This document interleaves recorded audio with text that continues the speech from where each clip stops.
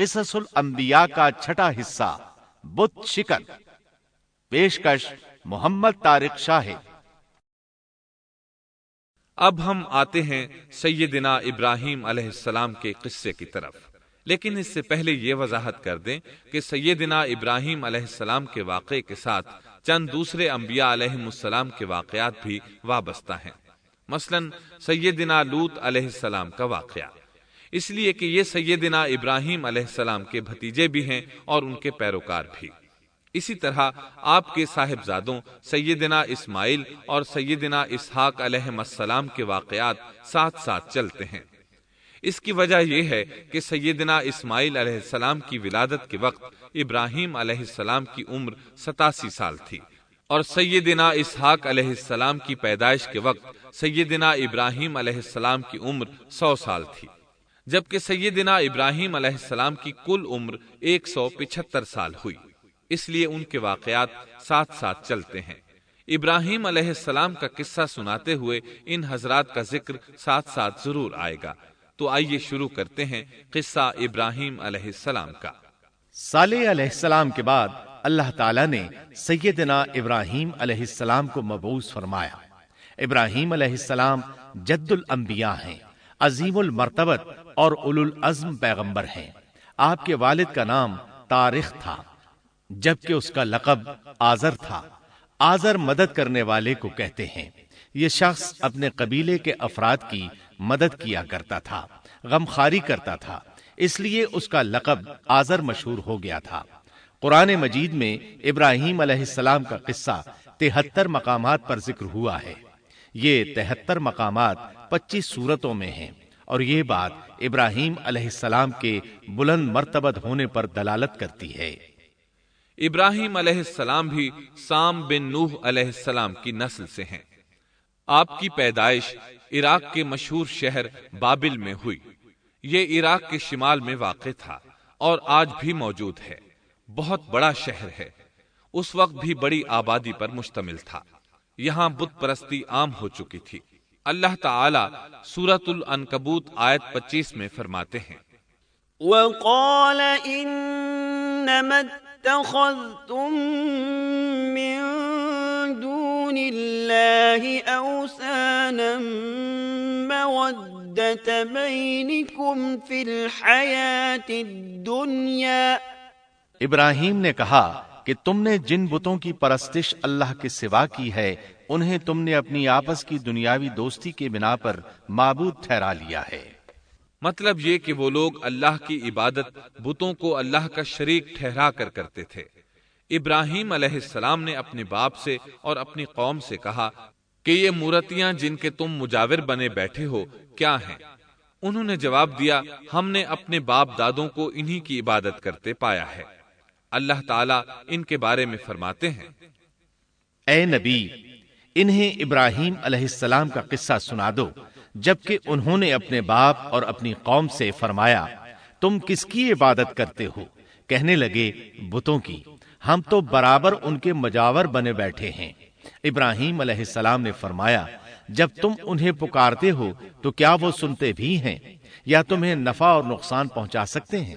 انہوں نے کہا، یہ ہم کچھ نہیں جانتے، ہم نے تو اپنے باپ دادوں کو اسی طرح کرتے پایا ہے۔ مطلب یہ کہ یہ بت پرستی انہیں ورثے میں ملی تھی۔ وہ جن معبودوں کی عبادت کرتے تھے، نہ وہ ان کی پکار کو سنتے تھے، نہ ہی ان کے نفع و نقصان پر قادر تھے۔ اسی لیے ابراہیم علیہ السلام انہیں جھنجھوڑ رہے تھے، لیکن اندھی تقلید اور بشری عقل کے بیکار ہو جانے نے انہیں یہ سب سوچنے سے عاری کر دیا تھا۔ اللہ تعالیٰ نے ابراہیم علیہ السلام کی خصوصی رہنمائی فرمائی تھی، جیسا کہ سورۃ الانبیاء آیت 51 میں ہے، وَلَقَدْ آتَيْنَا إِبْرَاهِيمَ رُشْدَهُ مِن قَبْلُ وَكُنَّا بِهِ عَالِمِينَ۔ اور ہم نے ابراہیم کو پہلے سے ہدایت عطا فرما دی تھی اور ہم اسے جانتے تھے۔ ابراہیم علیہ السلام نے کبھی ایک لمحے کے لیے بھی بتوں کی پوجا نہیں کی تھی۔ آپ نے اپنی قوم کو بتوں کی پوجا کرتے دیکھا تو انہیں ملامت کی، ایک اللہ کی طرف دعوت دی اور اس دعوت کی ابتدا انہوں نے اپنے باپ سے کی۔ اللہ تعالی سورہ مریم میں فرماتے ہیں، اے نبی کتاب میں ابراہیم کا ذکر کر، بے شک وہ سچا نبی تھا، جب اس نے اپنے باپ سے کہا، اے میرے باپ، بے شک مجھے وہ علم عطا ہوا ہے جو تمہیں حاصل نہیں، اس لیے میری اطاعت کریں، میں آپ کو سیدھا راستہ دکھاؤں گا۔ اے میرے باپ، شیطان کی عبادت نہ کریں، بے شک شیطان اللہ کا نافرمان ہے۔ ان بتوں کی عبادت گویا شیطان کی عبادت ہے، اس لیے آپ نے ان معبودوں کو شیطان سے تعبیر کیا۔ فرمایا، اے میرے باپ، بے شک مجھے خوف ہے کہ تم پر اللہ کا عذاب آئے، پھر تم شیطان کے ساتھی ہو جاؤ۔ باپ نے ان کی بات سن کر کہا، اے ابراہیم، کیا تو میرے معبودوں سے پھرا ہوا ہے؟ البتہ اگر تو باز نہ آیا تو میں تجھے سنسار کر دوں گا، اور تو مجھ سے ایک مدت تک دور ہو جا، یعنی مجھ سے اتنا دور ہو جا کہ کبھی مجھے نظر نہ آئے۔ ابراہیم علیہ السلام نے اپنے باپ پر نرمی اور مہربانی کرتے ہوئے ان سے کہا، آپ پر سلامتی ہو، میں اپنے رب سے آپ کے لیے بخشش طلب کرتا رہوں گا۔ لیکن جب بعد میں ان پر واضح ہو گیا کہ وہ تو اللہ کا دشمن ہے تو ابراہیم علیہ السلام اس سے بے تعلق ہو گئے۔ سورہ توبہ آیت 114 میں اللہ فرماتے ہیں، وما كان استغفار إبراهيم لأبيه إلا عن موعدة وعدها إياه فلما تبين له أنه عدو لله تبرأ منه ان ابراہیم لأواہ حلیم۔ اور ابراہیم کا اپنے والد کے لیے بخشش طلب کرنا ایک وعدے کی وجہ سے تھا جو وہ اس سے کر چکے تھے، لیکن جب انہیں معلوم ہو گیا کہ وہ اللہ کا دشمن ہے تو اس سے بیزار ہو گئے۔ بے شک ابراہیم بڑے نرم اور تحمل والے تھے۔ کسی ایماندار کے لیے جائز نہیں کہ وہ کسی کافر کے لیے دعائے مغفرت کرے، بلکہ مومن پر حرام ہے کہ وہ کسی کافر یا عیسائی وغیرہ کے لیے مغفرت طلب کرے یا اس سے یہ کہے کہ اللہ تجھ پر رحم کرے۔ ابراہیم علیہ السلام کے والد نے انہیں دھمکی دی تھی کہ اگر تم اس دعوت سے باز نہ آئے تو میں تمہیں سنسار کر دوں گا۔ اس کے جواب میں ابراہیم علیہ السلام اپنے والد کے ساتھ انتہائی شفقت سے پیش آئے اور اس سے کہنے لگے، میں آپ کے لیے اپنے رب سے استغفار کرتا رہوں گا، اس لیے کہ آپ اپنے والد پر بے حد مہربان تھے۔ اسی لیے اللہ تعالیٰ بھی ابراہیم علیہ السلام پر بے حد مہربان تھے، اور آپ کا لقب خلیل الرحمن رکھ دیا گیا۔ خلت محبت کا وہ انتہائی درجہ ہے جس کے ساتھ دل محبت سے بھر جاتا ہے، یعنی وہ بہت سے لوگوں سے بڑھ کر اللہ تعالیٰ کو محبوب تھے۔ والد کے سخت جواب کے بعد ابراہیم علیہ السلام نے ان سے علیحدگی اختیار کر لی اور انہیں مخاطب کر کے فرمایا، میں تمہیں چھوڑتا ہوں اور جنہیں تم اللہ کے سوا پکارتے ہو ان کو بھی چھوڑتا ہوں، میں اپنے رب کو پکاروں گا، مجھے امید ہے میں اپنے رب کو پکار کر محروم نہیں رہوں گا۔ آپ اللہ کے پیارے اور پسندیدہ نبی تھے۔ جب آپ نے اپنی قوم کو توحید کی دعوت دی اس وقت آپ نوجوان تھے، آپ کی عمر 16 سال تھی۔ ساتھ میں آپ اس بات پر غور و فکر بھی کرتے کہ آخر یہ لوگ بتوں کی پوجا کیوں کرتے ہیں۔ آپ کا دل ان کے شرک پر بہت کوڑتا۔ آخر آپ نے مصمم ارادہ کر لیا کہ اس شر اور فساد کی جڑ کو کاٹ کر رہیں گے، یعنی ان بتوں کو توڑ کر رہیں گے۔ آپ اپنی قوم کو بتوں کو توڑ دینے کی دھمکی دیتے رہے۔ اس دھمکی کا ذکر اللہ تعالیٰ نے سورۃ الانبیاء آیت 57 میں کیا ہے، وَتَاللَّهِ لَأَكِيدَنَّ أَصْنَامَكُمْ بَعْدَ أَن تُوَلُّوا مُدْبِرِينَ۔ اور اللہ کی قسم میں تمہارے بتوں کا علاج کروں گا جب تم پیٹھ پھیر کر جا چکے ہوگے۔ یہ بات ابراہیم علیہ السلام نے پوشیدہ نہیں اعلانیہ کہی تھی۔ آخر انتظار کا وقت ختم ہوا، عید کا دن آ پہنچا۔ عید کے دن وہ لوگ صبح سویرے گھر سے نکلنے سے پہلے کھانا پکا کر اپنے معبودوں کے سامنے رکھتے تھے، پھر شہر سے باہر ایک میدان میں جمع ہوتے، وہاں کھیلتے کودتے خوشیاں مناتے، ناز سے چلتے پھرتے اور کھانا کھاتے، شام کو گھروں کی طرف آتے، صبح بتوں کے پاس جو کھانا رکھ گئے تھے اس کو اٹھاتے اور تبرک سمجھ کر کھا جاتے۔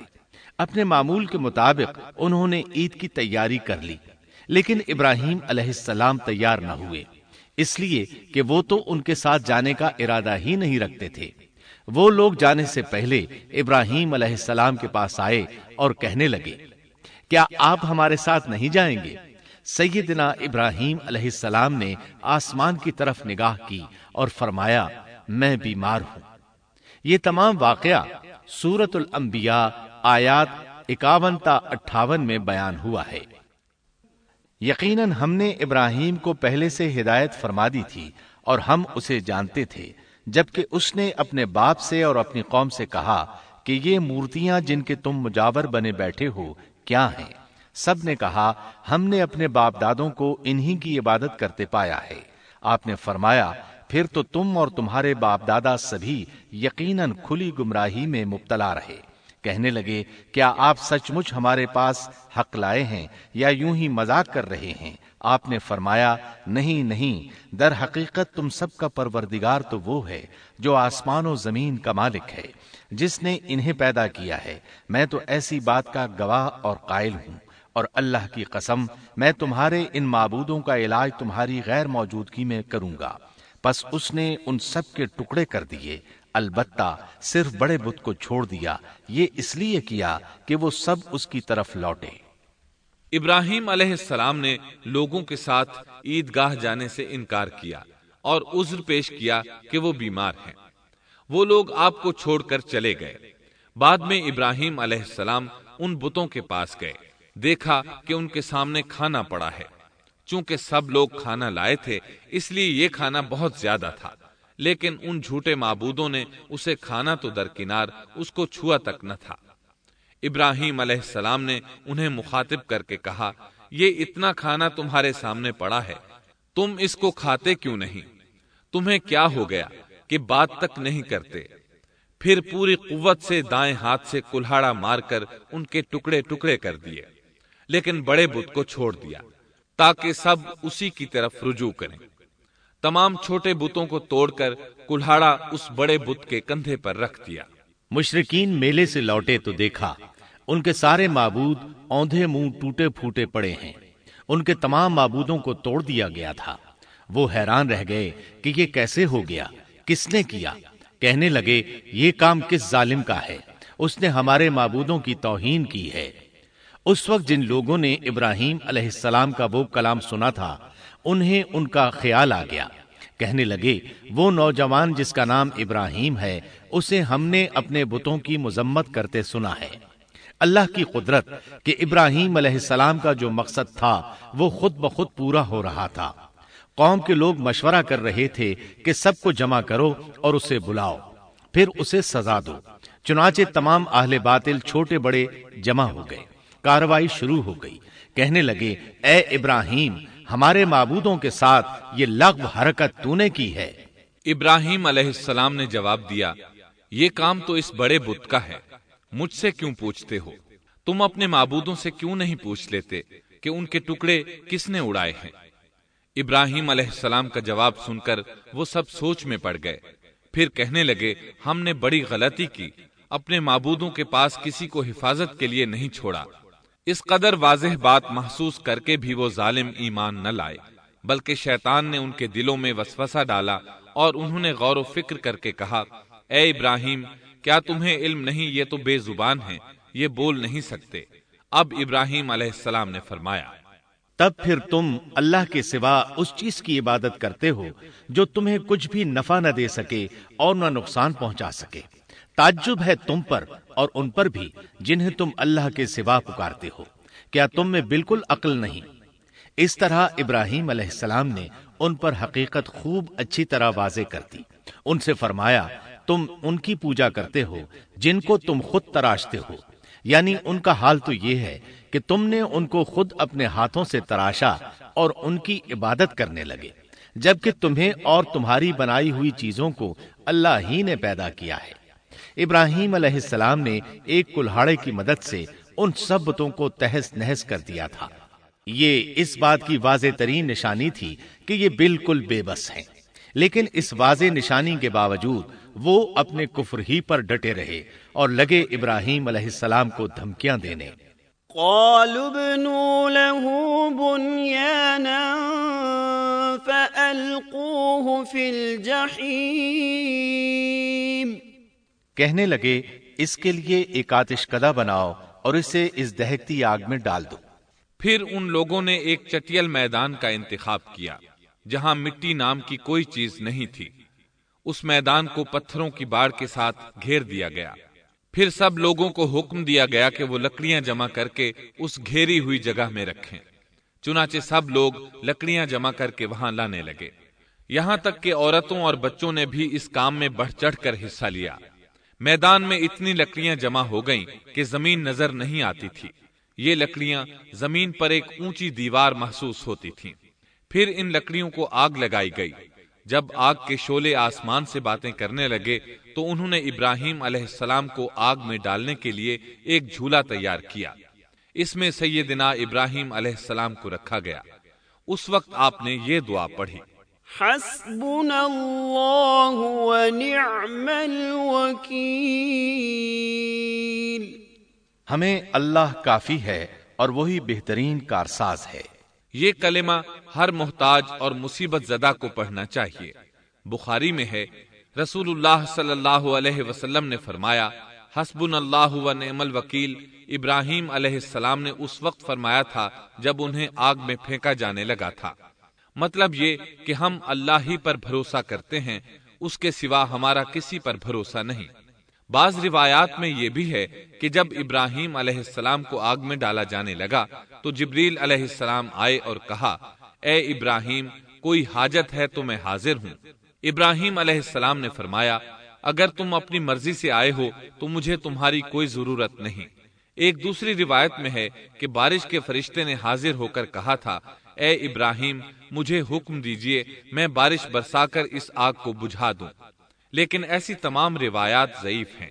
یوں بھی اللہ کا حکم ان سے پہلے کام کرنے والا تھا۔